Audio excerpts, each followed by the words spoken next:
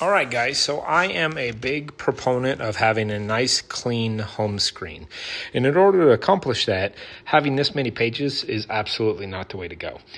So I like the app library, and I think that's the way to go. So what I'm going to do is use two thumbs here and select and press on the Zoom app.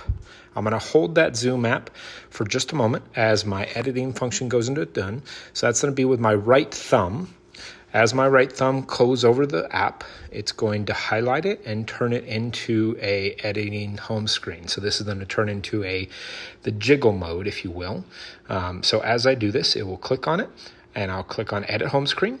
Now everything goes into jiggle. I'll pull down the Zoom app just a little bit, and with my left thumb, I'm actually going to select each of the apps. So starting with Video Leap up at the top, I'm going to select these, and if you'll notice, they start to roll into a big jumble of apps with a numeric point at the top. So I've added a total of 16 apps. Then I'm just going to scroll to the right and throw this into my app library. And in one simple swoop, I've taken all those and moved over. Now, the benefit here is by doing this on each of my screens, I can simply add all my apps into the app library and clean up my home screen in one simple, easy method. Now, I do have a bunch of screens and a bunch of apps, so this will take me just a moment. So hold on just a second and we'll be right back with you. 1 hour later. Just kidding. It took me about 2 minutes to go through this. And as you can tell now, I have all my stuff. Let me get rid of this last app real quick. And this is just my shortcut app. And now I have just one screen, and that is with my phone and my text messages. But what I need to do is add some extra details here. So one of the things that I like to add is a quick shortcut menu, and this is using a Siri suggestion. So what I'm going to do is I'm going to go ahead and select the editing home screen function by pressing and holding on the screen. That is going to bring up this widget function. I'm going to type in Siri suggestions at the top. And when I do that, it's going to pop up this little function and allows me to add a widget. Now I like this first one, but I can show you it has a few others. The first one is the one I think operates the best.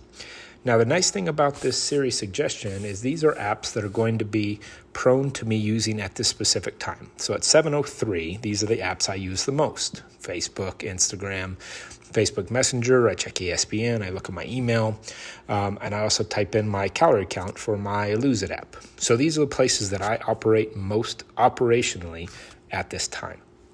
So a couple other things that I would like to kind of break through and add on to my home screen just to keep really top of mind. And that is my battery function app. Okay, so if I can spell battery here. Okay, so batteries. I like this first one. This is the one I use regularly, and I'm going to throw that right below my app suggestion. And this is just so I can kind of keep track of where my batteries are. All right, the last thing that I'm going to add is a shortcut, because as you told in the very beginning of this training, I showed you a shortcut that I keep on my dashboard. This is my Sisu shortcut. It's one of those things that I like to be able to open a quick home page. So I select it, I edit this detail, so I go into it and I open it up, and then I simply click on the little button at the bottom and add to my home screen. So now I have this added to my home screen. So this is what I like my personal home screen to look like. Now, granted, this is very minimalistic. I get it, but I will tell you that this allows you to function at a much higher pace. Now, I do want to add my Spark app here. I can't add it from the dashboard, okay? So I have to go over into my app library and select it from this point. I need to add to home screen, and then I want to move this down to my main bar. Okay, so this is the actual screen that I operate with regularly. And this makes me much more efficient on what I do, when I do it, and how I do it. And once again, if I ever need anything, I just go into my app library and I can do a simple search of whatever I need.